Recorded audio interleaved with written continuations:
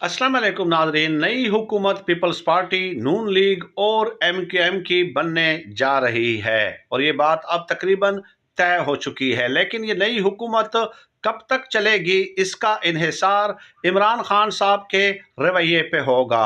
Definitely आपके इल्म में है कि अगर इमरान खान साहब बहुत सख्त तरीन अपोजिशन करेंगे, उनके लिए जो ना असम्बली के अंदर और असम्बली के बाहर सड़कों पे अगर बहुत ज़्यादा एग्रेसिव अपोजिशन करेंगे, तो ये इकट्ठे रहेंगे, क्योंकि इनके इल्म में होगा कि अगर हम अलग अलग हो गए तो इमरान खान साहब हमें स्मैश कर देंगे।